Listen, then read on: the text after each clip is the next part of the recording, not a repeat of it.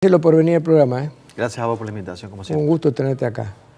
Bueno, ¿cómo ves vos el cuadro de situación de la economía hoy en Argentina? Bueno, viene muy dominada por una variable desde el año pasado, que es el valor del dólar. El año pasado porque subió, estaba en un nivel muy bajo. Recordemos que en el año 2017 llegó a estar a 17 pesos. Subió mucho. Reaccionaron los mercados porque se veía que Argentina no bajaba el déficit fiscal rápidamente, como había prometido. Había un déficit de cuentas externas muy importante. Saltó el dólar. Eso aumentó la inflación, hizo caer el salario real, hizo caer el consumo, un efecto que siempre se da cuando sube mucho el dólar. A su vez, aquello que podría haber reaccionado positivamente con un dólar más alto, como son las exportaciones, el campo estaba con un problema del clima y de la sequía del año pasado, y el resto de las exportaciones no reaccionan tan rápido al tipo de cambio porque no es tan simple salir a exportar. Vos podés tener precio, a lo mejor ahora tenemos muchos sectores que son más competitivos en precios, pero te tienen que creer de que vas a exportar con calidad, que te vas a mantener en el mercado, tenés que crear el circuito de distribución, etc.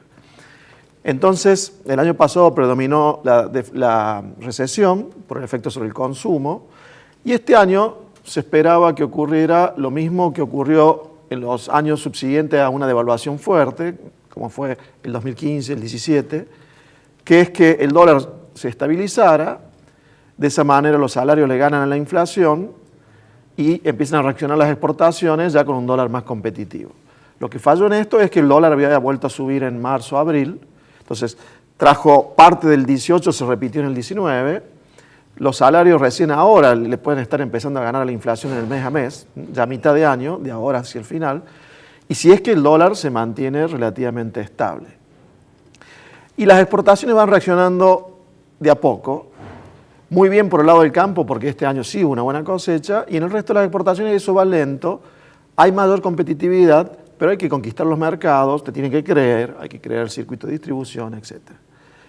Entonces la economía iba a empezar a recuperarse seguramente hacia febrero o marzo, demoró la recuperación porque volvió a subir el dólar, y con la estabilidad de los últimos 2 meses en el mercado de cambios, sí se empieza a ver ya alguna pequeña reactivación en la industria, en alguna otra actividad y especialmente en el campo, en el sector agropecuario, por una muy buena cosecha que ha existido.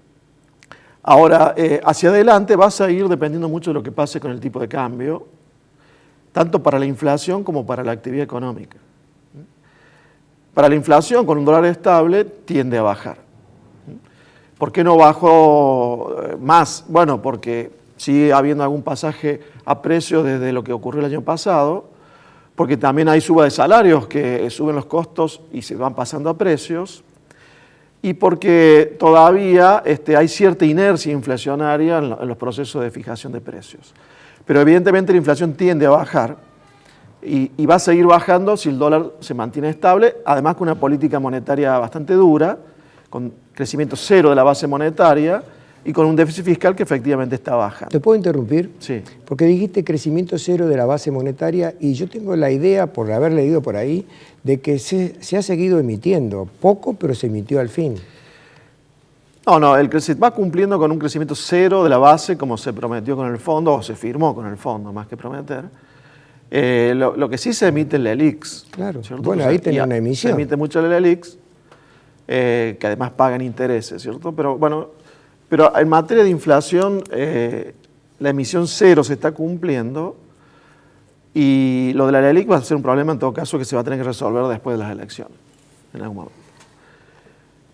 Ahora, el dólar está estable, tuvo 2 días con una pequeña suba y ahí viene el debate de si se lo va a poder mantener estable o no. ¿Qué es lo que cambia? ¿Qué cambió y qué puede cambiar en las próximas semanas? Lo que cambió es que con el Fondo Monetario se acordó que puede intervenir el Banco Central entre bandas para intentar controlarlo. En las últimas semanas hubo una buena liquidación de divisas del agro por el tema de la cosecha, que se liquida en una mayor proporción entre abril y julio. Y además se está vendiendo 60 millones de dólares por día del Fondo Monetario, un préstamo a la Argentina, que como hay que pasarlo a pesos para hacer gasto en pesos, todos los días se va ofreciendo esos 60 millones en el mercado. ¿Qué va a cambiar o qué puede cambiar de ahora en adelante? que algunos capitales que habían vuelto a ingresar a la Argentina para aprovechar las altas tasas de interés, ante la cercanía de las elecciones ya dejen de entrar y se retiren inclusive, con lo cual genera más demanda de dólares. Que los propios argentinos, ya cada vez más cerca de las elecciones, se dolaricen, sobre todo ante algún potencial resultado electoral, ¿no? Por ejemplo, si hubiera la posibilidad de que vuelva un cepo cambiar en la Argentina, está claro que antes de las elecciones va a haber mayor demanda por dólares. Lo que no va a cambiar es que se van a seguir vendiendo 60 millones de dólares por día y que el Banco Central sigue con este acuerdo con el fondo por el cual puede intervenir. Ahora, es imposible pronosticar lo que va a pasar con el dólar en los próximos meses. Pero yo acá iría más a los incentivos políticos. Si las encuestas dieran de que el oficialismo le puede ir bien en las elecciones, no necesariamente en las PASO, sino que pueda finalmente acceder al gobierno después de la primera o segunda vuelta, yo creo que no va a haber problema con el mercado de cambios, porque no se va a esperar un cepo, no se va a esperar un default, etc. Nada raro en ese sentido. Si las encuestas le dan mucha diferencia a la oposición, sí puede haber una corrida hacia el dólar. Pero el gobierno allí va a tener muchos incentivos desde el punto de vista también político para intervenir. Por un lado, repito, porque si quiere ganar tiene que mantener la estabilidad en el dólar. Y si cree que va a perder, supongamos que el gobierno se convenzan que pierden, digamos, si van a dejar el gobierno, van a usar las reservas para sostener el dólar, para que no se le complique la transición. Claro. O sea que los incentivos políticos más fuertemente van a estar dados del lado de la intervención en el mercado de cambios, ya sea que las encuestas le den bien o le den mal al gobierno. Si le dan bien, repito, porque no le va a hacer falta prácticamente intervenir, porque va a haber tranquilidad en el mercado, y si las encuestas le dan muy mal, y hay una alta probabilidad de que pierda la elección finalmente, el gobierno allí me parece que es para mantener la gobernabilidad de sus últimos meses, también va a querer intervenir en el mercado de cambios. Con esto no quiero decir que esté absolutamente seguro la estabilidad cambiaria, solamente lo estoy analizando desde el punto de vista de los incentivos de la política, que me parece que pesan mucho a la hora de tomar decisiones para la economía. Si el dólar se mantiene calmo, la inflación va a seguir bajando, va a haber alguna recuperación del consumo, porque los salarios, repito, le van a empezar a ganar a la inflación en el mes a mes, no van a recuperar, pero le van a empezar a ganar en el mes a mes, y las exportaciones van a ir reaccionando, de a poco, como decía, pero van a ir reaccionando, además de lo que es el agro, y así se va a ver alguna recuperación de la economía. Por supuesto, después habrá que ver lo que ocurre después de las elecciones, quién ganó y qué prometió hacer. ¿Se puede crecer a un país normal, estoy hablando, no el nuestro, pero se puede crecer con tasas de casi el 50%, cuando en el mundo las tasas están en el 3, el 4, el 7? No, por supuesto que a largo plazo no podés crecer con esas tasas de interés, no podés crecer con esta presión tributaria, hay una serie de cuestiones que no pueden ser, pero eso ya va a ser una tarea para el próximo gobierno. Las tasas van a seguir altas hasta diciembre, por lo menos, y van a bajar si el nuevo gobierno genera confianza. O sea, lo que es crecimiento a largo plazo, ya hay que esperar a después de las elecciones. Antes de las elecciones se va a tratar de mantener el consumo bien, con algunos planes como los que ya se conocen. Básicamente el gobierno se va a concentrar en la estabilidad cambiaria y en algunos planes de fomento al consumo como los que ya hubo y que puede haber alguno más. Me parece que no mucho más que eso. Está bien. Después de las elecciones... sí, empieza otro partido. Otro partido totalmente diferente. Por ejemplo, si el que entra tiene una política antimercado, o sea, muy crítico de los mercados, y defaultera deuda o quiere tener una política de mucho mayor control sobre la economía, ¿cómo le va a ir? A largo plazo le va a ir mal, eso no hay ninguna duda. A corto plazo, ¿cómo le va a ir? Va a depender de cuántas reservas le deje el Banco Central actual. Si el Banco Central queda con pocas reservas en diciembre, por más que el nuevo conductor de la política y de la economía en el país quiera tener una economía expansiva, las escasas reservas no se lo van a permitir, ¿cierto? Porque justamente, por ejemplo, la expansión del 2003 al 2011, con algún periodo ahí de crisis internacional en el 2009, duró mucho porque se generaron muchas reservas en el primer periodo de Néstor Kirchner, cuando estaban tan bajos los salarios y tan alta la soja. O sea, con salario muy bajo se consumía poco y con soja muy alta se exportaba, entraban muchos dólares por exportación. Se generaron muchas reservas que le permitieron después financiar los 8 años de Cristina sin caer en una crisis y con un nivel de consumo relativamente alto. Pero caímos en el déficit comercial energético, en el déficit comercial, en el déficit de turismo. No, perdóname. Los cimientos eran absolutamente débiles. Y terminamos dándole un manotazo al ANSES, no nos olvidemos de eso, ¿no? Y eso ya pasó en el 2008, y hubo otros manotazos de JAI, etc. Pero ese nivel de reserva le permitió alargar, subsistir a ese plan hasta con 4 años finales de estancamiento, pero sin una crisis final.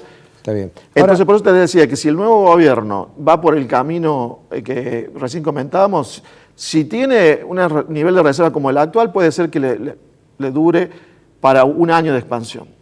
Si tiene poca reserva, ni siquiera va a alargar y rápidamente va a caer en una crisis. Marcelo, sigamos con el análisis que vos iniciaste de la economía postelectoral, porque para esto yo pienso que es un veranito dentro del campo electoral, es un veranito económico el que estamos atravesando para que no se den circunstancias cruciales y que la gente salga espantada. Hablemos de la economía postelectoral. Cuando vos conversás con los empresarios, sobre todo las pymes, que son el gran empresariado argentino, te dicen, nosotros con estas tasas, por eso te lo pregunté antes, no podemos. Con este régimen impositivo que nos ahoga y nos asfixia, no podemos.